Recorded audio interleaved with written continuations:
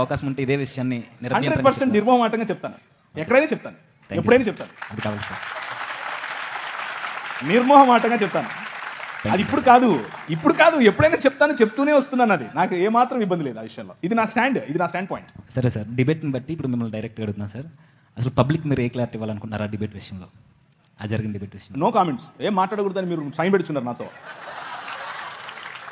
వీళ్ళు సైన్ పెట్టించుకున్నారండి బాబు. ఇది అయిపోయిన తర్వాత ఏం మాట్లాడకూడదని సైన్ పెట్టించుకున్నారు. ఇప్పుడు మళ్ళీ అడుగుతావేంటి? No comments.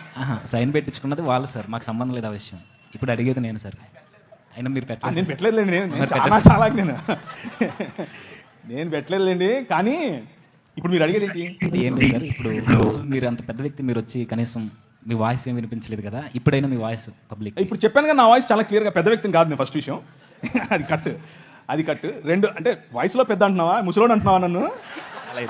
ఇప్పుడే అయ్యగారితో ఆశీర్వాదం తీసుకున్నాను. అయ్యా మీలాగా నేను 90 ఏళ్ళు బతకాలి అని ఆశీర్వాదం చేయండి.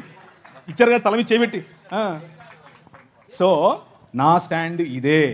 విగ్రహార్పితములు తినద్దు, విగ్రహార్పితములలో ఉన్న పాటలు పాడొద్దు, విగ్రహార్పితములైన నాట్యం చేయొద్దు, విగ్రహార్పితములైన కులం పాటించొద్దు, విగ్రహార్పితమైన మతం వద్దు, విగ్రహార్పితంగా ఉండేటటువంటి ఉద్యోగం చేయొద్దు, విగ్రహార్పితంగా ఉండేటటువంటి దాసోహం చేయొద్దు. ఎవరికి? మన రాజు యేసే, Jesus is the king of all. మధ్యలో ఏ విగ్రహం లేదు. ఇంకా గట్టిగా చెప్పాలా? లేదు సార్, ఇంకెంతకన్నా ఏమవుతుందన్నా, మీ నుంచి ఇదే కోరుకున్నాం మేము.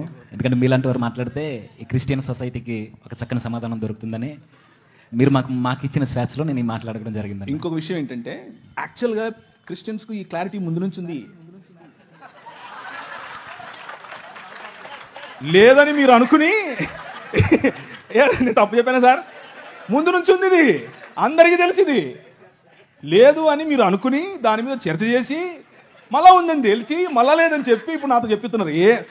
మీరు చెప్పండి, తినద్దా తెలుసండి వాళ్ళకు. మళ్ళీ మీరు క్రిస్టియానిటీలో క్లారిటీ ఇవ్వాల్సిన అవసరం ఈ విషయానికి లేనేలేదు. ఎందుకు అనంటే అందరికీ తెలుసు. కానీ వాళ్ళ స్ట్రగుల్ ఏంటంటే, యాక్చువల్ ప్రశ్న ఏంటంటే, నాకు తినాలని లేదు, కానీ ఎలా నేను అవతలి వాడికి చెప్పాలి, ఎలా అవతలి వ్యక్తిని నేను పోగొట్టుకోకుండా ఆ వ్యక్తితో స్నేహం కంటిన్యూ చేస్తూ ఇది తినకుండా ఉండాలి, ఎలా సాధ్యపడుతుంది అనేదే కన్ఫ్యూజన్. తినకూడదు అనేది తెలీదా మనకు? అందరికీ తెలుసు. సో పద్ధతి ఎలా అనేది నేను మీకు క్లారిటీ ఇచ్చాను.